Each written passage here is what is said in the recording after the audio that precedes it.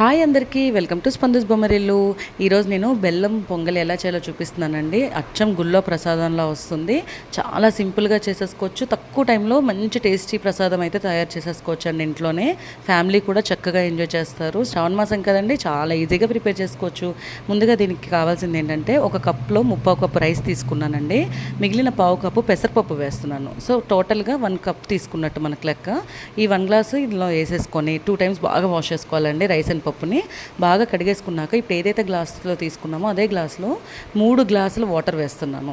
3 glasses of water and 1 glass of milk అనమాట. ఇప్పుడు ఇలా వేయడం వల్ల రుచి అనేది అద్భుతంగా వస్తుంది. దీన్ని స్టవ్ పైన పెట్టేసుకుందాం. మీడియం టు లో ఫ్లేమ్లో పెట్టుకొని చక్కగా ఉడికించేసుకోవాలండి మొత్తం అంతా. ఇలా ఇది ఉడుకుతూ ఉంటుంది. దీన్ని పక్కన పెట్టేసుకొని ఇంకొక గిన్నె తీసుకున్నానండి. అందులో మనం తీసుకున్న గ్లాస్కి 2 గ్లాసుల బెల్లం తీసుకున్నానండి. 1/2 కప్పు నీళ్ళు పోసాను. ఇది బాగా కరగాలండి.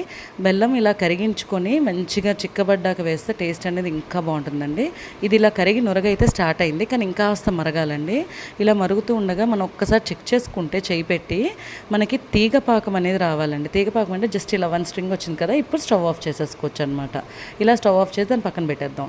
ఇప్పుడు ఇది ఆల్మోస్ట్ ఉడికిపోయిందండి రైస్ అనేది. అప్పుడు ఒక ఇలాచీ దంచుకొని వేసానండి. ఫ్లేవర్ చాలా బాగుంటుంది.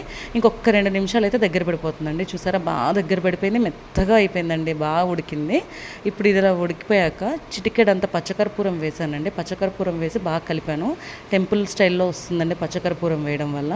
అలాగే మనం ఇందాక కరిగించి పెట్టుకున్నాం కదా బెల్లం మిశ్రమం, అదంతా ఇందులోకి వేసేసుకొని బాగా కలిపేసుకోవాలి.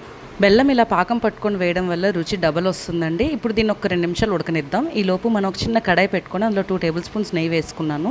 అది కాస్త కరిగాక మనం డ్రై ఫ్రూట్స్ వేసుకుంటున్నామండి. ఇక్కడ జీడిపప్పు, బాదం అండ్ అలాగే కిస్మిస్ వేసుకున్నాను. ఇది కాస్త గోల్డెన్ బ్రౌన్ వచ్చేదాకా వేయించుకోవాలి. ఒక 1 మినిట్లో వేయిపోయండి. ఇప్పుడు స్టవ్ ఆఫ్ చేసేస్తున్నాను. పక్కన ఉడుకుతున్న మిశ్రమంలోకి ఇవన్నీ వేసేసుకున్నాను అనమాట. ఇవన్నీ వేసేసాక చక్కగా కలుపుకోవాలండి. మంచి గోల్డెన్ కలర్లోకి వచ్చేసింది అండ్ అదంతా దగ్గర పడిపోయిందండి, బాగా ఉడికిపోయింది. ఇప్పుడు ఇలా ఒక్కసారి మొత్తం అంతా కలిపేసుకున్నాక కన్సిస్టెన్సీ అనేది ఈ మాత్రం ఉండగానే స్టవ్ ఆఫ్ చేయాలండి. ఇంకా చిక్కబడకూడదు, ఎందుకంటే చల్లారాక మనకి ఇంకాస్త దగ్గరికి అయిపోతుంది. మనకి వేడిగా బెల్లం పరమాన్నం అయితే రెడీ అయిపోయిందండి.